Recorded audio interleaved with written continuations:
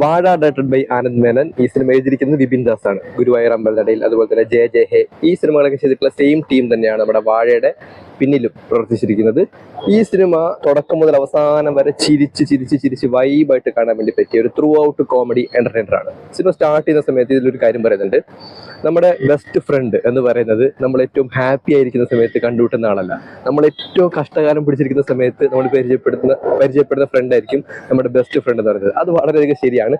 ഇതുപോലെ ഒരുപാട് നമുക്ക് ഡെയിലി ലൈഫിൽ നമ്മൾ റിലേറ്റ് ചെയ്യാൻ വേണ്ടി പറ്റും, നമ്മൾ കടന്നു പോയിട്ടുള്ള ഒരുപാട് സിറ്റുവേഷൻസും കാര്യങ്ങളൊക്കെ ഈ സിനിമയിൽ കടന്നു വരുന്നുണ്ട്. നമുക്കറിയാം, ഈ വിപിൻ ദാസ് അതുപോലെ തന്നെ ആനന്ദ് മേനൻ ടീമിന്റെ സിനിമകളൊക്കെ തന്നെ അത്ര ഫ്രഷ് ആയിട്ടുള്ള ടോപ്പിക്കോ കാര്യങ്ങളൊന്നും ആയിരിക്കും. അതായത് ഒരുപാട് നാളായിട്ട് നമ്മുടെ സിനിമകളിൽ വന്നിട്ടുള്ളതും നമ്മുടെ നാട്ടിലുള്ളതൊക്കെ ആയിട്ടുള്ള ഒരുപാട് തവണ പറഞ്ഞിട്ടുള്ള സ്റ്റോറികൾ തന്നെയായിരിക്കും ഇവരുടെ സിനിമകളിലൊക്കെ ഉണ്ടാവുക. പക്ഷെ അതിനെ അവതരിപ്പിക്കുന്ന രീതിയിൽ വളരെ ഫ്രഷ് ആയിട്ട് ഇവർ അവതരിപ്പിക്കാറുണ്ട്. ഈ സിനിമയും അങ്ങനെ തന്നെയാണ്. സിനിമയിലെ കാസ്റ്റിങ്ങിനെ കുറിച്ച് പറയണ്ടല്ലോ, ഒരു സൈഡ് മൊത്തം നമ്മുടെ സീനിയർ ആയിട്ടുള്ള കോമഡി ആർട്ടിസ്റ്റുകളാണ്.